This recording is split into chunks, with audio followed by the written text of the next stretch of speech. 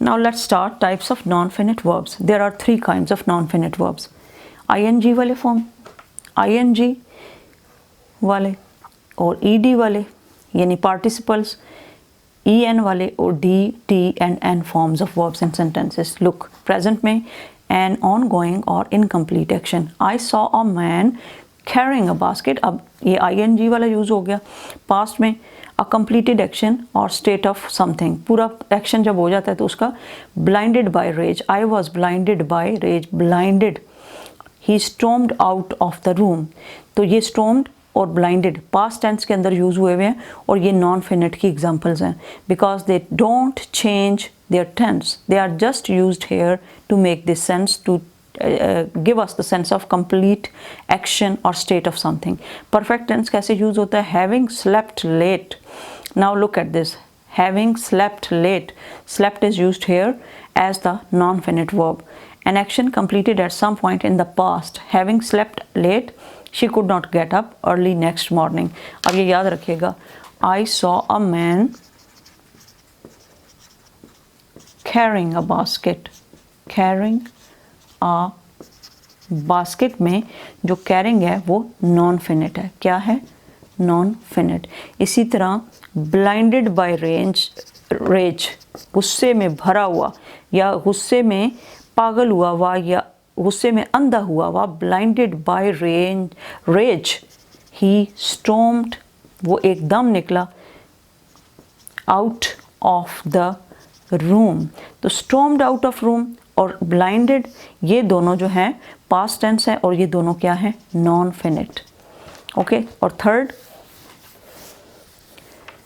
having slept late, she could not get up early next morning. Having slept, this is the past participle.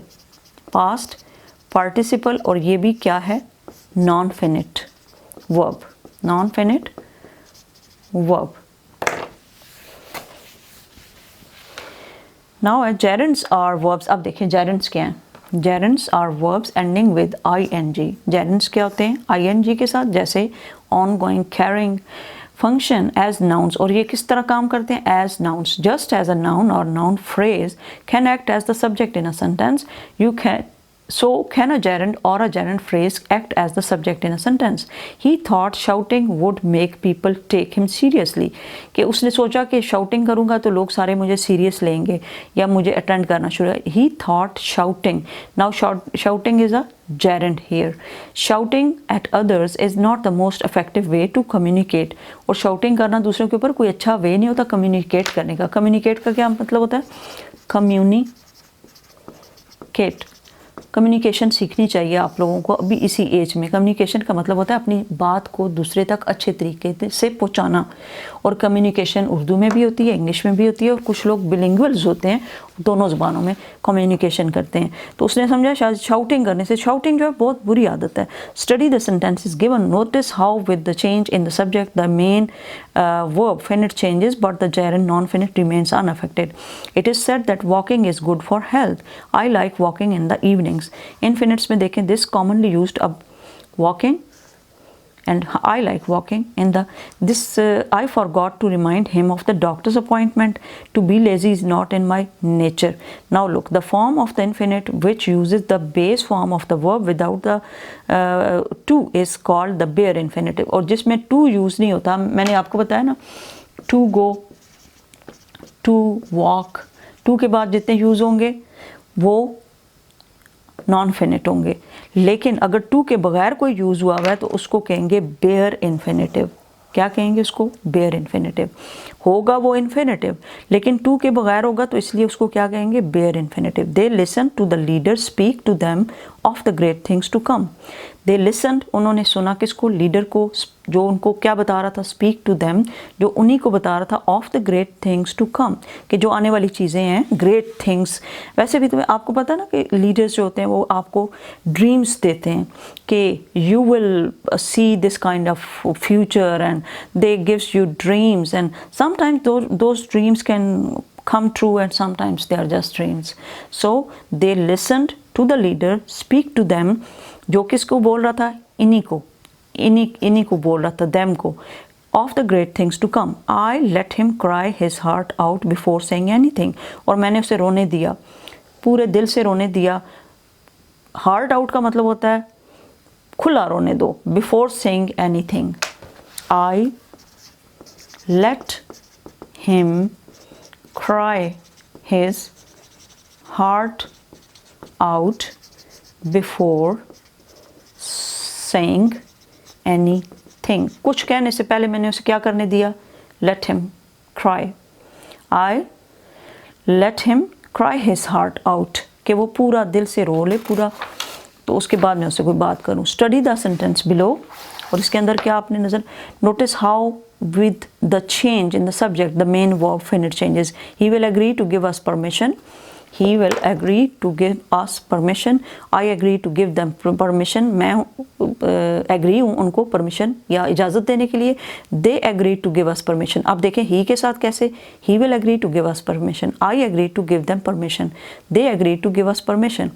अब इसमें देखें certain verbs forget, remember, try, stops, wide are usually followed by a gerund or infinitive phrase. She forgot to call me today. Please remember to switch the lights off when you leave. अब इसमें ये हमेशा आप याद रखिएगा, वैसे भी याद रखिएगा, to switch the lights off. I please remember, क्या याद रखना है? Please remember to switch the lights off when you leave. जब तुम निकलोगे तो क्या याद रखना है? To switch the lights off. ये याद रखना है. तो tell them to stop making more sandwiches. We have enough for now. Stop making. To stop में remember, tried, forgot, ये सारे क्या है? Non-finite. Avoid walking on the muddy path. You may slip and fall. अब क्या है? Next, avoid. क्या avoid करना है? Walk करना on the muddy path, कीचड़ वाली path पे. You may slip and fall. अच्छा, may का क्या यूज़ होता है? You may slip and fall. May जब आप कहते हो तो आप गिर सकते हो. You may slip and fall. Okay? ये हमने क्या किया? Please remember to switch the lights off when you leave. अब इसमें tried, forgot, to के बाद जो stop है, remember और avoid, ये सारे क्या हैं? Infinite. Rewrite the following sentences using either a participle or gerund. One has been done for you. अब इसके अंदर उन्होंने बताया है you may not walk on the grass. You may not walk on the grass. अब इसके अंदर आपने पहले खुद fill up करना है and then you will switch on the video to see what is going to be done here.